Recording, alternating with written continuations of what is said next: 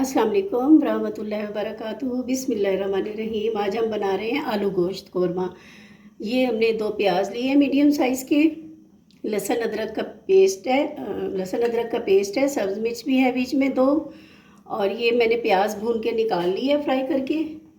और ये 2 कड़ी पत्ता, और ये 1 इलायची बड़ी, दालचीनी का टुकड़ा, आधा टीस्पून ज़ीरा, 2 छोटी इलायची, 4-5 लौंग और 1 बादियान का फूल है। और ये मैंने इसी में ही जो है ना, ये ऑयल इसी में मैंने वो फ्राई किया है प्याज को। अब मैं इसी में ये गोश्त डाल रही हूँ और इसको फ्राई करूँगी। मीडियम टू लो फ्लेम पे हम इसको फ्राई करेंगे। ये वाला कप मैंने ऑयल का डाला था, इसी में मैंने प्याज को फ्राई किया। और इसमें मैंने अब ये बीफ डाल दिया। 1/2 kg बीफ है ये।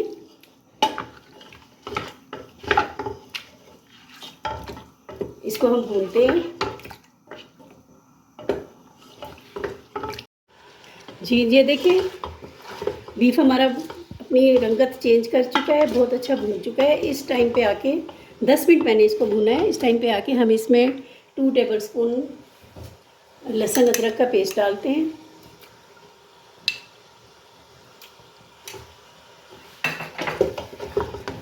अब हम इसको थोड़ा सा भूनेंगे। ये अच्छी तरह से हम भून के फिर इसमें स्पाइसेस डालेंगे।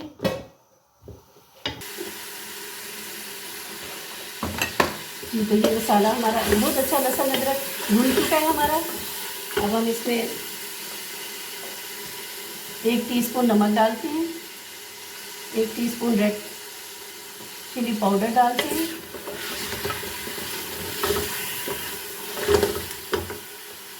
1 टीस्पून सूखा धनिया डालेंगे और 1/2 टीस्पून हल्दी का डालेंगे।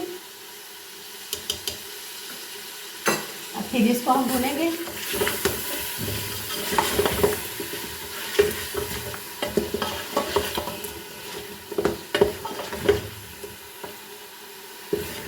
आंच मेरी मीडियम है, आंच को तेज़ नहीं कीजिएगा, हल्की आंच पे भूनें इनको। देखिए ये बीफ हमारा रंगत चेंज कर रहा है, बहुत अच्छा कलर निकल रहा है।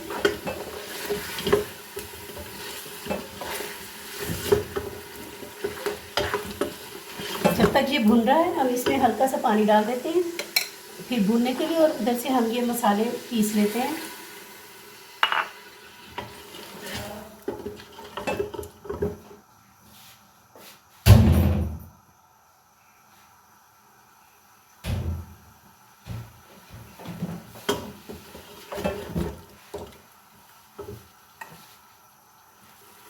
अच्छा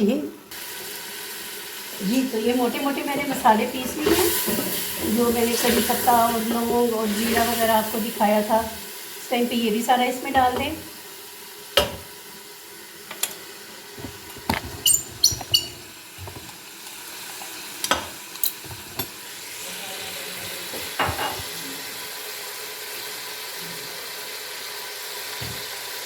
ये मैंने कहा आपको करीब से लुक दिखा दूं, ऐसे बन रहा है।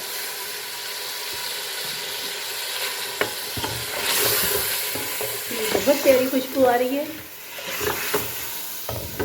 अब ये थोड़ा सा हम इसको फिर भूनेंगे और फिर हम इसमें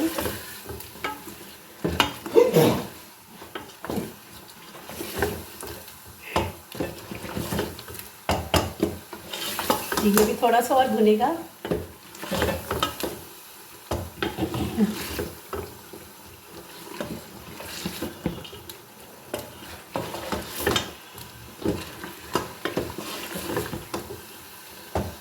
जो पानी है थोड़ा सा पानी डालेंगे इसमें, फिर इसको भूनेंगे।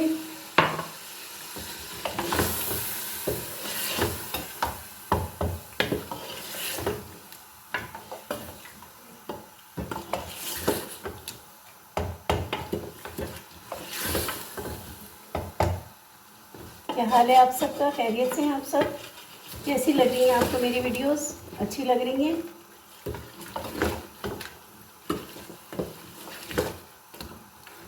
तो ये हमारा भून चुका है अभी। इसमें दही डालनी है। दही मैंने फेंट के रखी हुई थी 1 कप, ये हम दही डाल देंगे इसमें।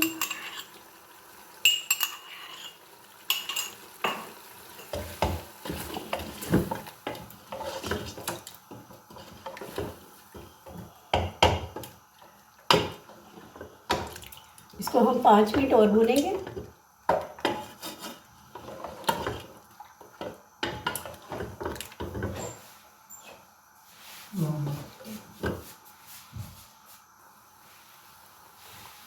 देखिए अभी ये भुन रहा है, 5 मिनट हो रहे हैं अभी इसके। दही को अच्छी तरह से भून लेने दें। ये जो प्याज हमने जो है ना फ्राई किया था ना, इस टाइम पे हम इसको थोड़ा सा बारीक पीसेंगे, मशीन में पीस लेते हैं और फिर वो भी इसमें डाल लेते हैं ताकि सब मसाले एक जैसे हो जाए और इन सब की खुशबू एक जैसी आए। देखें बहुत अच्छा भुन चुका है ये। इस टाइम पे आके हम इसमें अब ये डालेंगे प्याज।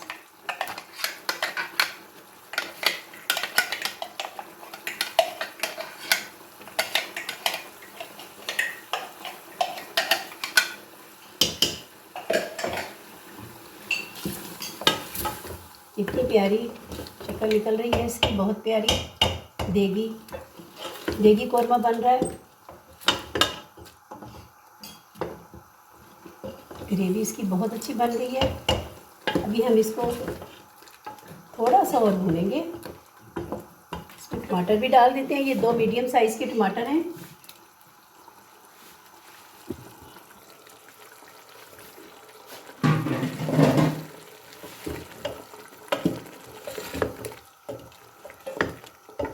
मैंने बारीक चॉप कर लिए थे टमाटर। इस तरह से ग्रेवी बहुत अच्छी लगती है, टमाटर फटाफट गल जाते हैं।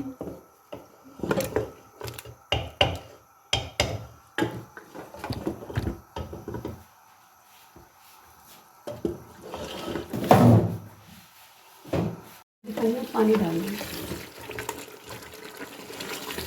जी देखिए ये हमारा इतना अच्छा भून चुका है, गोश्त हमारा बहुत अच्छा भून चुका है। इस टाइम पे आके हम इसमें थोड़ा सा ये केवड़ा डालेंगे, 1 ड्रॉप।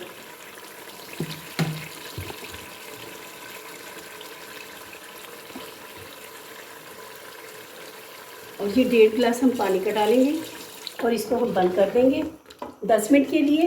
ये बीफ है, इसको 10 मिनट लगेंगे। और अगर ये आप कुकर में इसको 10 मिनट लगेंगे।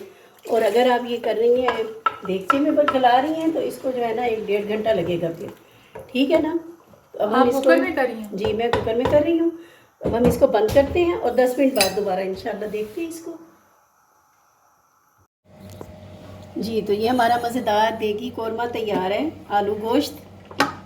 अल्हम्दुलिल्लाह बहुत अच्छी खुशबू आ रही है, बहुत मज़े का बना हुआ है।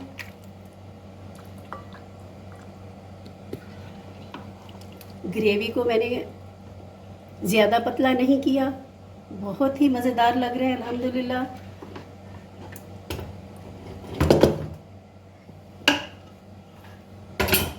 इसमें हम सब्ज़ मिर्च डाल देंगे यूँ, और थोड़ा सा ये धनिया डाल देते हैं। ज़रूर ट्राई कीजिएगा। मिलते हैं नेक्स्ट रेसिपी के साथ इंशाल्लाह। नेक्स्ट रेसिपी के साथ मिलते हैं। अल्लाह हाफिज़।